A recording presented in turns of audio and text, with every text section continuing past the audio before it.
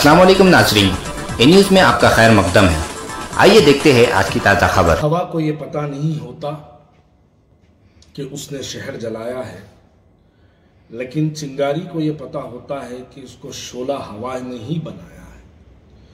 दरअसल मेरी आज गुफ्तगू का जो मौजू है वो मौजू कुछ यही है कि हवा को ये पता नहीं होता कि उसने शहर जलाया है, लेकिन चिंगारी को यह पता होता है कि हवा ने ही उसे शोला बनाया है। आज जब हम हिंदुस्तान के हालात देखते हैं और फिरका परस्ती कैसे उरूज पर जा रही है, अगर हम उसको देखते हैं और ये महसूस भी हम करते हैं कि इसके जिम्मेदार कौन है। 2014 के अगर हम हालात देखें तो 2014 के हालात हमको ये बताते हैं कि हिंदुस्तान के एक मुस्लिम कायद ने एक फिरका परस्त बयान दिया था और उस बयान के बाद जो कट्टर हिंदू भाई थे हमारे, वो कट्टर हिंदू भाइयों को और भी हिंदुत्व की तरफ जाने पर उस बयान ने मजबूर कर दिया।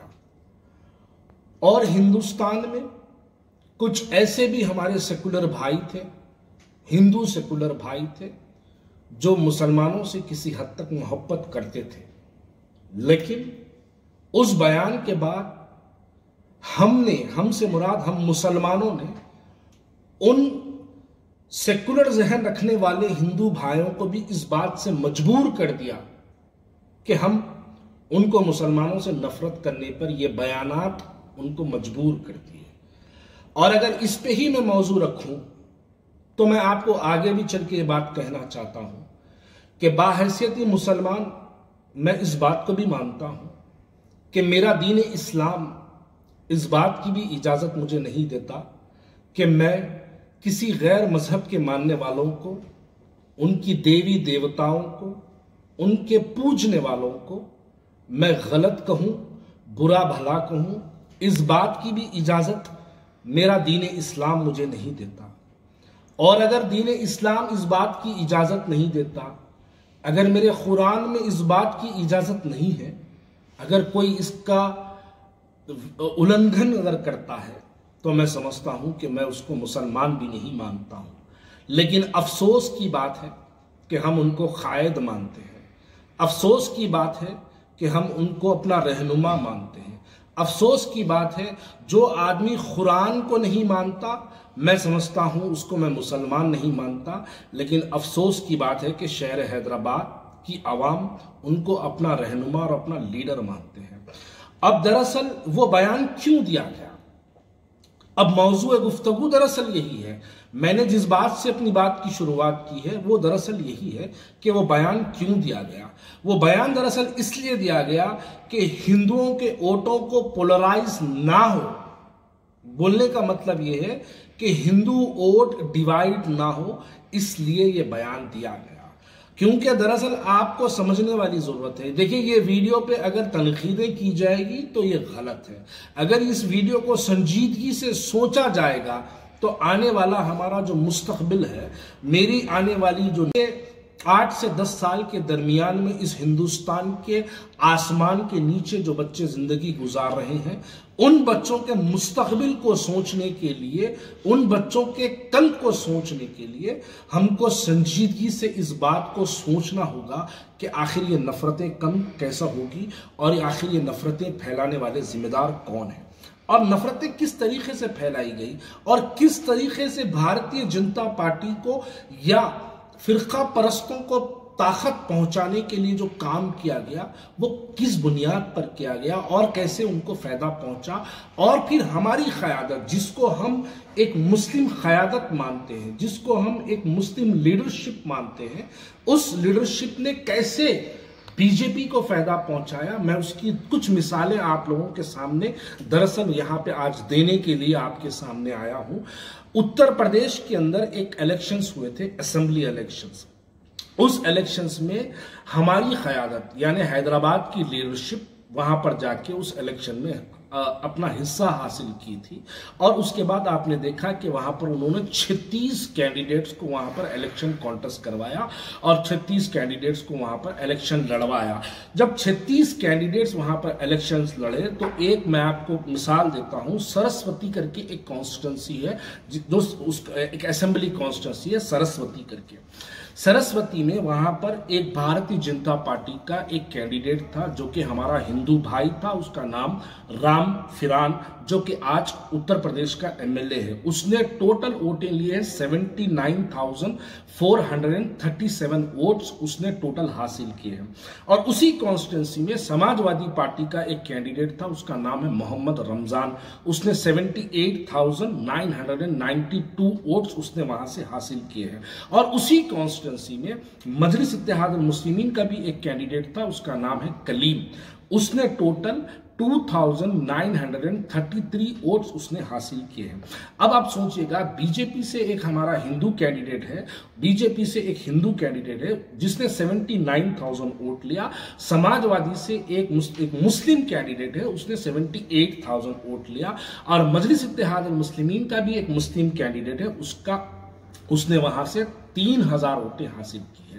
यानी हम बीच में जाके 3,000 मुसलमानों के वोट लेते। एक छोटा सा सवाल मैं आप लोगों से यहां पे करना चाहता हूं कि अगर वहां पर मजलिस इत्तेहादुल मुस्लिमीन का कैंडिडेट सरस्वती कॉन्स्टिट्यूंसी उत्तर प्रदेश में अगर नहीं होता तो 3,000 मुसलमान मोहम्मद रमजान को वोट देते, जो कि एक मुसलमान है, रमजान को वोट देते और वो समाजवादी पार्टी का कैंडिडेट वहां से कामयाब होता, बीजेपी का कैंडिडेट वहां से हारता।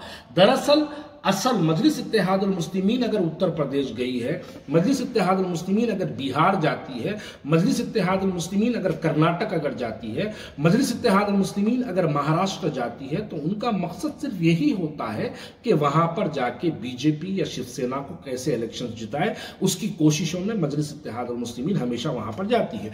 ये एक मिसाल हो गई सरस्वती कॉन्स्टिट्यूंसी की। और दूसरी मिसाल मैं आपको देता हूं, उत्तर प्रदेश में और एक कॉन्स्टिट्यूंसी है, उस कॉन्स्टिट्यूंसी का नाम टांडा है। टांडा से भारतीय जनता पार्टी का एक मोहतरमा एक कैंडिडेट है, उसका नाम संजू देवी। वो संजू देवी बीजेपी की कैंडिडेट है और उसने 74,768 वोट्स उसने हासिल किए हैं। और उसी टांडा से और एक कैंडिडेट था जो कि समाजवादी पार्टी से था, उसका नाम है अजीमुल हक पहलवान, उसने 73,043 वोट्स उसने हासिल किया। और उसी कॉन्स्टिट्यूंसी में मजलिस इत्तेहादुल मुस्लिमीन का भी एक कैंडिडेट है, उस कैंडिडेट का नाम था इरफान पठान। इरफान पठान ने 2,000 वोट लिए। छोड़ दीजिएगा इरफान पठान को, संजू देवी जो भारतीय जनता पार्टी का जो कैंडिडेट थी और अजीमुल हक पहलवान जो कैंडिडेट था, ये 74,000 और 73,000 यानी 1,000 के डिफरेंस, माफी चाहता हूं 300 के डिफरेंस से जो है ये बीजेपी का एक कैंडिडेट टांडा कॉन्स्टिट्यूंसी से वहां से जीता है। और इरफान पठान जो मजलिस इत्तेहादुल मुस्लिमीन का कैंडिडेट है, उसने वहां पर जाके आजादी से लेकर आज तक हमेशा से मुसलमानों के लीडर्स रहे, भले ही वो मुसलमानों की कम्युनिटी से ताल्लुक ना रखते हो। आप बताइए, अगर मुसलमानों के ताल्लुक से अगर बात की जाती है तो मैं और एक बात आगे बढ़ के कहना चाहता हूं। बताइए, गुजरात के जो फसादात हुए, क्या गुजरात के फसादात को सुप्रीम कोर्ट तक, इलाहाबाद की गुजरात की अहमदाबाद की हाई कोर्ट तक लेके जाने वाला कोई मुसलमान था क्या? सीए एनआरसी के खिलाफ में अगर सुप्रीम कोर्ट में किसी ने पिटीशन डाला तो क्या वो मुसलमान था? बाबरी मस्जिद का मुकदमा लड़ने वाला कोई एडवोकेट सुप्रीम कोर्ट के अंदर, क्या वो मुसलमान था? नहीं। हिंदुस्तान के अंदर बहुत से ऐसे हिंदू भाई हैं जो मुसलमानों के तहफ्फुज़ के लिए उठ खड़े होते हैं, लेकिन कुछ फिरका परस्त मुसलमान बयान ऐसे जारी कर देते हैं, जो लोग मुसलमानों से मोहब्बत करते हैं, ऐसे बयानात को सुनने के बाद वो लोग भी हिंदू वो सेकुलर जहन रखने वाले हिंदू भाई भी मुसलमानों से नफरत करने पर ऐसे बयानात मजबूर करते हैं। तो मैंने अपनी बात की शुरुआत में इस बात को कहा था कि ये हवा को ये पता नहीं होता है कि उसने शहर को जलाया है, लेकिन चिंगारी को यह बात यकीनन पता होती है कि हवा ने ही चिंगारी को शोला बनाया है। इस बात को गौर से समझिएगा कि ये छोटे छोटे बयानात बहुत बड़ा नुकसान कर देते हैं। आप तो ठहर के मुस्लिम आबादी में तकरीर कर देते हैं, आप तो ठहर के ये 4 400 मुसलमानों के घरों के दरमियान में ठहर के आप ये भड़काऊ वाला बयान दे देते हैं। लेकिन आप ये सोचिए, उस बस्ती के बारे में भी सोचिए जहां पर 5 मुसलमान रहते हैं, जहां पर सिर्फ 5 घर हैं मुसलमानों के, वहां पर उस मुसलमानों पे क्या गुजर रही होगी। ये मॉब लिंचिंग वाली नफरत हिंदुस्तान में कैसे फैलाई गई। ऐसे ही बयानात के जरिए हम हिंदुओं को मजबूर कर दिया मुसलमानों से नफरत करने पर। यह बयानात दरअसल यही है। मैं ये कहना चाहता हूं कि ये मेरा वतन अजीज मुझे इस बात की इजाजत नहीं देता और मेरा ईमान मुझे इस बात की इजाजत नहीं देता कि हम किसी मजहब को बुरा कहें या किसी के बुरा भला कहने वालों के साथ दें। इस वक्त यकीनन जरूरी है, ये कोरोना की लड़ाई तो चल रही है, ये लड़ाई आज नहीं तो कल खत्म हो जाएगी, लेकिन हिंदुस्तान के अंदर कोरोना से ज्यादा अगर खतरनाक अगर कुछ चीज है तो वो है फिरका परस्ती, कम्युनलिज्म जो है वो हिंदुस्तान के अंदर सबसे ज्यादा। कोरोना आज है कल चला जाएगा, ये एक 4-6 महीने में चला जाएगा, लेकिन फिरका परस्ती खत्म करने के लिए 6 नस्लें खत्म हो जाएगी। इन चीजों को रोकने के लिए कल का वो हिंदुस्तान जो मेरी आने वाली नस्ल देखेगी, उस हिंदुस्तान को बनाने के लिए हम हिंदुओं को मुसलमानों से मोहब्बत करना पड़ेगा, मुसलमानों को हिंदुओं से मोहब्बत करना पड़ेगा। तभी जाके वो हिंदुस्तान बनेगा जिस हिंदुस्तान का ख्वाब कभी मौलाना आजाद ने देखा था, वो हिंदुस्तान बनेगा जिसका हिंदुस्तान का ख्वाब कभी बापू ने देखा था। उस हिंदुस्तान के खातिर हमको अपने दिलों से नफरतें निकालनी होगी, मोहब्बतों को आगे बढ़ाना होगा। मोहब्बत से ही हिंदुस्तान के अंदर आजादी हासिल की गई थी, वैसी आजादी और उसी को कायम रखने के लिए हमको आगे बढ़ के हिंदुओं से मुसलमानों को मोहब्बत करना होगा, मुसलमानों से हिंदुओं को मोहब्बत करना पड़ेगा। शुक्रिया।